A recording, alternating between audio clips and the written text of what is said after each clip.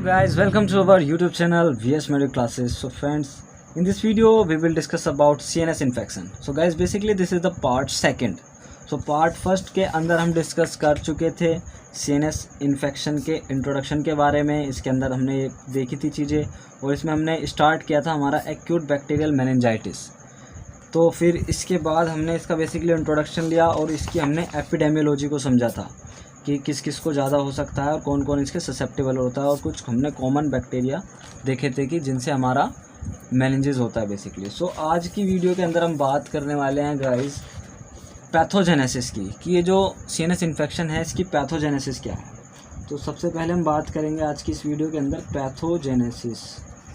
Pathogenesis of CNS infection. CNS infection में हम कौन सा कवर कर रहे हैं? Acute bacterial meningitis. तो अभी स्पेसिफिकली जो हम बताएंगे वो ये बताएंगे, ठीक है, एक्यूट बैक्टीरियल मेनिंजाइटिस। तो इसका देखिए पैथोजेनेसिस बहुत ही ज़्यादा सिंपल है। इसमें देखिए किस तरीके से होता है पैथोजेनेसिस जो है ना, इसका ये है कि ये हेमेटोजिनस स्प्रेड होता है, बेसिकली हेमेटोजिनसली स्प्रेड होता है, हेमेटोजिनसली स्प्रेड होता है इसमें इन्फेक्शन। मान लीजिए जैसे कि कोई चिल्ड्रन है ना, तो उसको अगर कोई और बैक्टीरियल मीन्स कहीं और किसी और जगह पर बैक्टीरियल इन्फेक्शन है और वो ब्लड के थ्रू आपका स्प्रेड होकर के आपका मेनिंजेस तक पहुंच रहा है ना, ब्रेन में पहुंच रहा है, ब्रेन की लेयर्स में पहुंच रहा है, तो इसका जो पैथोजेनेसिस है वो इसी तरीके से है। जैसे कि मान लीजिए कोई छोटा बच्चा है, ठीक है, अब इसको इस पर्टिकुलर जगह पर मान लीजिए इसके पैर वगैरह में कोई इन्फेक्शन हुआ है, मान लीजिए इसको ओस्टियोमाइलाइटिस है। गाइस यदि आपको ओस्टियोमाइलाइटिस के बारे में नहीं पता है तो इसके ऊपर हमारा वीडियो अपलोडेड है हमारे चैनल पर, आप प्लेलिस्ट में जा सकते हैं, ऑर्थोपेडिक के नाम से प्लेलिस्ट है, उसमें जाइए, वहाँ पर ओस्टियोमाइलाइटिस के बारे में आप डिटेल में भी स्टडी कर सकते हैं। तो जैसे कि मान लीजिए इसको ओस्टियोमाइलाइटिस है, तो ओस्टियोमाइलाइटिस में आपको पता ही है कि आपका इन्फेक्शन हो जाता है बोन के अंदर, तो उसका भी कोई ना कोई एजेंट होता है। तो वो एजेंट क्या हो सकता है? वो ब्लड के थ्रू आपका स्प्रेड होता हुआ इसके ब्रेन के सीएनएस में पहुंच जाए, है ना, जो मेनिंजेस होते हैं, जो मैंने 3 लेयर बताई थी, तो उसमें जा सकता है। तो बेसिकली आपका हेमेटोजिनस स्प्रेड होता है। तो मैंने आपको एक डिसीज़ का नाम बताया ओस्टियोमाइलाइटिस। इसी तरीके से और काफ़ी सारी डिसीज़ हो सकती हैं, जैसे कि एम्फाइसीमा। एम्फाइसीमा का मतलब है कि जैसे मान लीजिए अगर कोई भी बैक्टीरियल डिसीज़ है अगर इसको, तो इसको बेसिकली एक्यूट बैक्टीरियल मेनिंजाइटिस हो सकता है। अब आता है आपका निमोनिया है मान लीजिए, तो इस तरीके की कोई भी डिसीज़ है तो इसको मेनिंजाइटिस हो सकता है बेसिकली। और कई बार देखिए जैसे कि हेड इंजरी हो जाती है, तो हेड इंजरी में कई बार कुछ बैक्टीरिया एंट्री ले लेते हैं डायरेक्ट, तो फिर ये हमारा हेमेटोजिनस स्प्रेड नहीं है। तो हेड इंजरी के साथ साथ मतलब जैसे हेड इंजरी हुआ तो उसके सिर में कुछ बैक्टीरिया वगैरह एंटर ले सकते हैं उसके हेड में, तो वहाँ से उसको ये इन्फेक्शन लग सकता है। तो गाइस इस तरीके से हमारा कंप्लीट होता है पैथोजेनेसिस। अब हम बात कर लेते हैं इसके क्लिनिकल फीचर्स के बारे में। तो दूसरा पॉइंट है हमारा क्लिनिकल फीचर्स। सो अभी हम डिस्कस करेंगे क्लिनिकल फीचर्स के बारे में। लग रहा है दिख नहीं रहा होगा आपको सही से, इसको मैं थोड़ा डार्क कर देता हूँ। क्लिनिकल फीचर्स के बारे में डिस्कस करेंगे। तो देखिए जैसे बेसिकली अगर कोई इस तरीके का इन्फेक्शन होता है ना, तो सबसे पहला जो मेन आपका इसके अंदर क्लिनिकल फीचर देखने को मिलता है वो होता है हमारा बेसिकली फीवर। जो चाइल्ड है उसको फीवर होगा बेसिकली, तो बच्चों को देखो फीवर हो सकता है, और इनिशियल फेज़ में जो चाइल्ड है वो काफ़ी ज़्यादा इरिटेबल हो जाता है, तो वो इरिटेबल भी हो सकता है। दूसरा जो पेशेंट है उसको फोटोफोबिया भी हो सकता है। फोटोफोबिया का मतलब होता है उसको जो लाइट है उससे उसको डर लगेगा बेसिकली। और इसमें पेशेंट को बस्टिंग हेडेक होता है, ये बहुत इम्पोर्टेंट है समझना। देखिए बस्टिंग हेडेक से मतलब है कि उसको जो सिर है ना उसमें बहुत ज़्यादा दर्द होगा, फटने वाला, एक तरीके से उसका सिर फट रहा होगा बेसिकली। तो ये होता है हमारा बस्टिंग हेडेक। और उसको कुछ सिम्टम नेक में भी देखने को मिलते हैं बेसिकली। जो नेक रीजन है वो भी रिजिड होने लगता है कई बार। उसका जो आई बॉल है उस पर भी काफ़ी इफ़ेक्ट देखने को मिलता है हमको।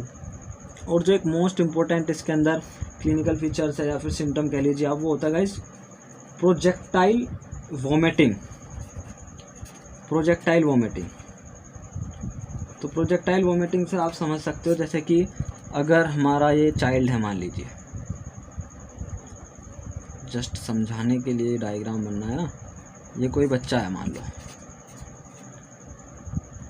तो जब ये वोमिटिंग करेगा तो इसकी जो वोमिटिंग है कुछ इस तरीके से होगी, प्रोजेक्टाइल, काफ़ी दूर तक इसकी वोमिटिंग जाएगी एकदम से, ठीक है। तो इसको कहते हैं प्रोजेक्टाइल वोमिटिंग।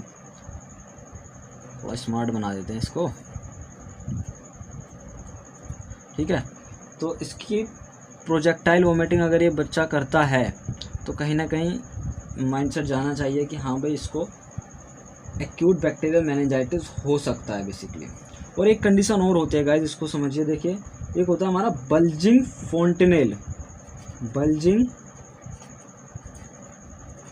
फोंटेनेल, बल्जिंग फोंटेनेल का मतलब है, जैसे कि आपने देखा होगा एक तालू होता है, बच्चे का सिर होता है ना, तो उसके यहाँ पर एक छोटा सा पार्ट होता है जो कि सॉफ्ट रहता है, तो ये सॉफ्ट वाला पार्ट जो है ये प्रोट्रूडेड हो जाता है। अगर ये बच्चा है मान लीजिए, ये इसका हेड है ऊपर वाला, तो इसके यहाँ पर होता है बेसिकली वो, ये वाला पार्ट जो है ना उसका हल्का सा ऊपर को उठ जाता है जो तालू होता है, तो इसको कहते हैं बल्जिंग फोंटेनेल, है ना। तो ये होता है बेसिकली इसके अंदर। और भी काफ़ी सारे क्लिनिकल फीचर्स हैं, मैं यहाँ पर लिख देता हूँ आपके लिए, जैसे कि सीजर्स, बच्चा जो है उसको सीजर्स आएगा। फोटोफोबिया भी बता चुका हूँ मैं आपको, है ना, तो सीजर्स आएगा उसको बेसिकली, और उसको नेक रिजिडिटी भी हो जाती है। और गाइस इसके अंदर देखो दो मेन चीज़ हैं, इसको थोड़ा ध्यान से समझना आप, मैं यहाँ पर नोट करके लिख रहा हूँ आपके लिए, दो टर्म हैं बेसिकली। एक होता है सबसे पहले हमारा कर्निंग साइन। देखिए कर्निंग साइन क्या होता है बेसिकली, कर्निंग साइन का मतलब है कि जो बेसिकली बच्चा है ना, अगर उसका हम टेस्ट करते हैं नी का, ठीक है ना, तो कर्निंग साइन में क्या होता है बेसिकली, जो नी है वो सिर्फ मतलब आपका 135 डिग्री से ज़्यादा एक्सटेंशन नहीं कर पाएगा, है ना। जो बच्चा है उसका जो नी है वो 135 डिग्री से ज़्यादा एक्सटेंशन नहीं कर पाता है। ऐसा क्यों होता है? ऐसा इसलिए होता है बेसिकली उसकी जो बैक ऑफ थाई होती है और बैक होती है उसमें स्पाज्म होता है और उसको पेन भी होता है। तो कर्निंग साइन ये है कि अगर आप किसी चाइल्ड को इस तरीके से उसका नी कंप्लीट एक्सटेंशन में लेकर के जाना चाहोगे तो सिर्फ 135 डिग्री तक जाते जाते या फिर 35 डिग्री से 135 डिग्री से भी कम में ही उसको बहुत ज़्यादा पेन होने लगेगा, ठीक है। तो एक तो ये होता है आपका। अब एक साइन होता है आपका दूसरा, जैसे कि मैंने अभी आपको ये बताया, तो एक और होता है इसमें, वो भी हम आपको बता देते हैं। देखिए दूसरा होता है आपका इसके अंदर ब्रुजिन्स साइन, ब्रुजिन्स की साइन, BRUDZINSKI। गाइस इसकी स्पेलिंग थोड़ा अच्छे से याद कर लेना, कंफ्यूज नहीं होगे आप। तो ब्रुजिन्स की साइन देखिए क्या होता है बेसिकली। इसमें क्या होता है, देखो अगर आप किसी बच्चे के नी को फ्लैक्स करोगे, अगर आप किसी बच्चे के नी को फ्लैक्स करोगे तो उसकी जो नेक है वो पैसिवली फ्लैक्स होने लगती है अपने आप।